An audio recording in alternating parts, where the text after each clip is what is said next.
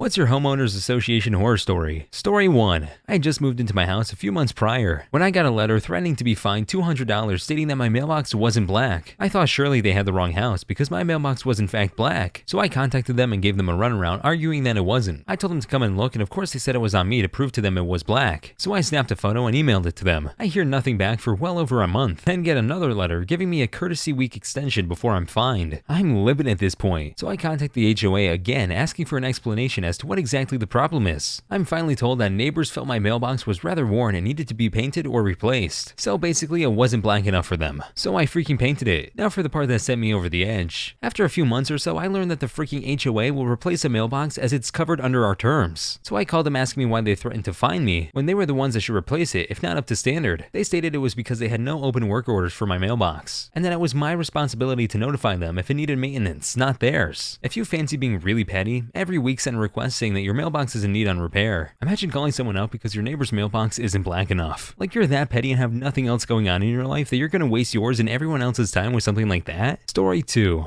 My parents live in a neighborhood with several of the local physicians. One has like 6 kids and the youngest has profound autism and it's nonverbal. Well, he's about 5 or 6 and he loves riding his little tricycle in their driveway, which is pretty large. He would do it for hours. His mom stayed home with him for the most part, and she and her husband became concerned that in a moment, he'd drive into the road if they happened to look away. So they got some orange construction netting that they would just put across the end of the driveway while he was out there, and would take it down when they went back inside. I always thought that was a good idea to keep him safe. Anyway, several of the families in the neighborhood were not pleased with this, and said it was an eyesore. So a meeting was called. It turned into attacks on how they were taking care of their son, and how it made the neighborhood look ignorant to have that netting up. Needless to say, no one offered any other options, and this family was so irate that they packed up and moved within a month. This was about 3 or 4 years ago, and that house still hasn't sold. They live out in the country somewhere, and last I talked to the dad, the son is doing very well in his new home, and he still rides his bike for hours on end. Freaking heartless. People need to realize that seeing something they just don't like is not enough reason to pull something like this. And the fact that it was the neighborhood and not just one crabby neighbor is truly terrible. I'm glad they moved. I would have too. They don't deserve to be around awful people like that.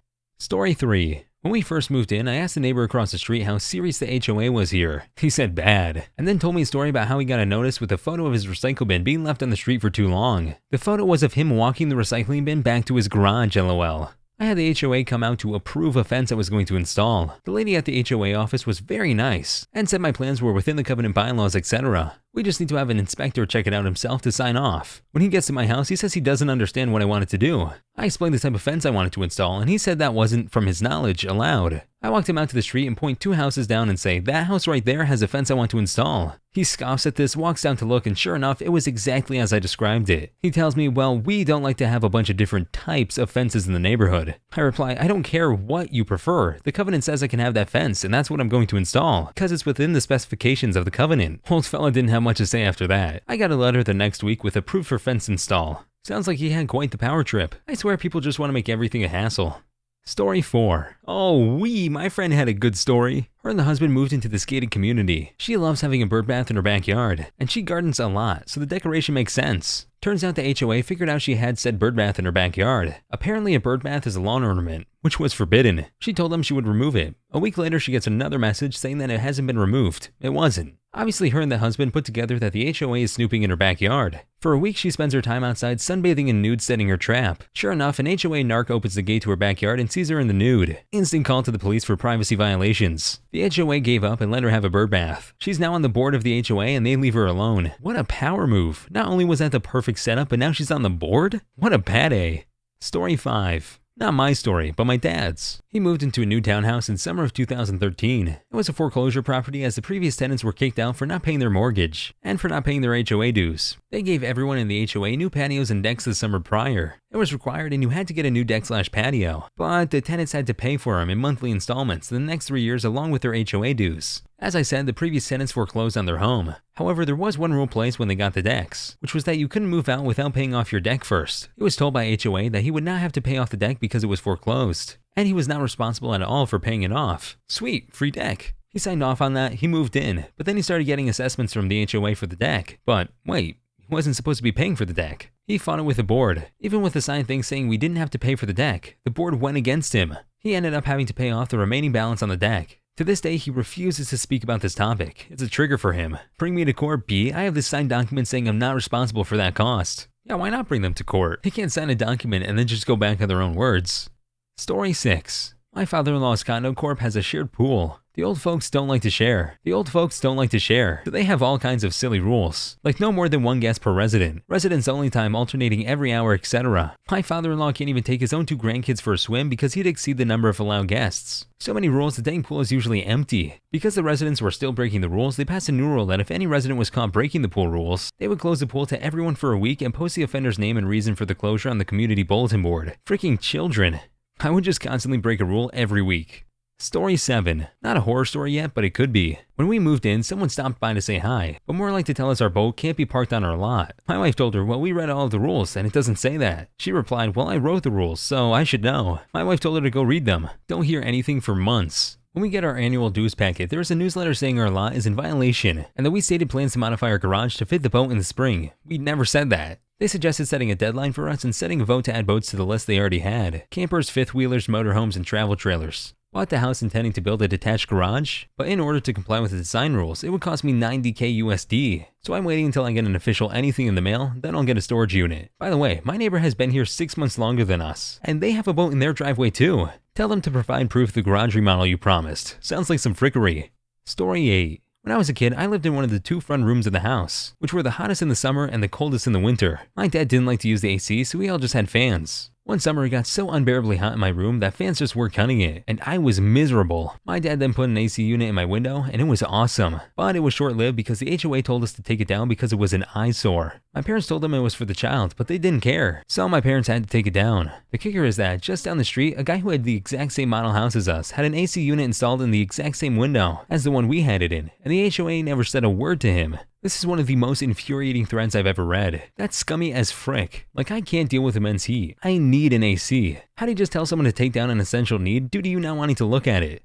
Story 9. My mother died in September of 2016. My disabled father went into the hospital and then into long-term rehab until the present. The house was in my mom's name and the neighbor across the street is the treasurer of the HOA. He knew my mom died of cancer within a year of her diagnosis, and that my dad was in the hospital. He billed my dead mother for a year, and when the bills were unpaid, he took it to court to begin foreclosure proceedings. At this point, I received a certified letter and contacted a lawyer to help. It was originally $1,700, but increased to $4,200 with late fees and attorney fees. Our lawyer is confident we can settle for far less than $4,200. That's scumbag dog snout.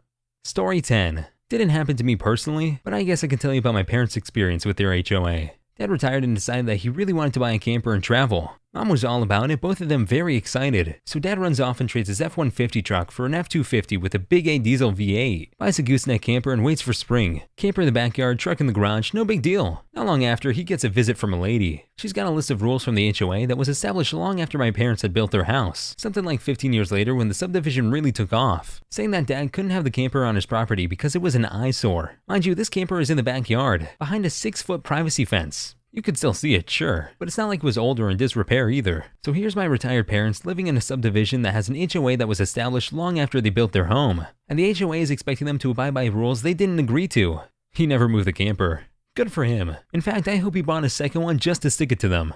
Story 11. Only plant oak trees. Even after multiple arborists and botanists informed the board that doing so would give them all various diseases, and all would need to be cut down. 10 years later, all have been cut down because they have diseases and mites. I'm an arborist, and seeing oak trees planted between the sidewalk and road, 4 to 5 feet of space, drives me nuts. The HOA neighborhood I grew up in had 2 oaks in front of every house. 20 years later, the roads and sidewalks are cracked or bulging. What was the reason for that anyway? Did they just think they looked nicer or something? Story 12. Fined multiple times and threatened with a lien by the HOA because we would not water our grass during a major drought season. It was cheaper and easier to fight the HOA since the city and state passed regulations banning constant watering in green grass. The city had Google-like vans with cameras that'd be driving neighborhoods to catch violators and fine them. Super illegal. HOA can't make any regulations requiring homeowners to break city or state or federal laws or regulations. From what I've been reading, it doesn't seem like they care even in the slightest. Story 13. They sent us a series of nasty notices to remove the dead tree in our front yard. The tree had lost all of its leaves and was unsightly apparently. The catch is they sent us this notice in November. You know, like fall? When perfectly healthy trees lose their leaves? We pretended we didn't understand which tree they were talking about until spring, when the tree magically came back to life. Were they also going to fine you for leaving all that strange white stuff in your yard in the winter? Story 14. Was watching a friend's house/cat while she was away. Left my car at her house in her deeded spot with a visitor tag on it to drop her off at the airport. Then went to my house, slept, went to work, returned after work the next day to feed the cat, check mail, and get my own car back. No car. Call her on vacation, she finds a property management phone. I call. They tell me it was towed as I had a flat tire. $290 later for tow, overnight storage, and a flat fix I had my car back. Frick those buttholes. The car wasn't even there in 24 hours, and it wasn't flat when I parked it. They'd just be making up anything to be perceived as in the right. Story 15. When my sister was hit by a drunk driver, the insurance took a few days to decide what to do with her car since it was a weekend. Neighbor called the police and said it was abandoned and that it had been there for months. Luckily, the police took our side. They pulled up an accident report showing that car across town 2 days ago, then told her to frick off. As they should. Story 16. My HOA horror stories all revolve around dealing with them as a dispatcher. The fact that a HOA doesn't want cars parked on the street has nothing to do with whether or not it's legal to do so, and there really is no argument. The police can't legally tow a car that isn't parked in violation of any law, regardless of what you like or don't like, but they will argue and want to talk to the chief of police. The HOA is just a big group of all the neighborhood Karens, isn't it? Story 17. My ex-boyfriend's father was part of the homeowners board for their townhouse community. His wife would walk their dog around the entire community every day and carry a notebook to write infractions to report back to her husband. Ridiculous stuff. Neighbors have a window AC unit, reported and fined. Have a garden that's a square foot too big, reported and fined. Some people have absolutely no lives. Really? Like you have nothing better to do right now? Story 18. Our HOA ordered us to clean our recently power washed black single roof because all the shingles were so dirty they turned black. Oh my god, I actually facepalmed so freaking hard just then. Hope you guys enjoyed the video. Please like and subscribe for more videos to come or else this spider will be in your bed tonight.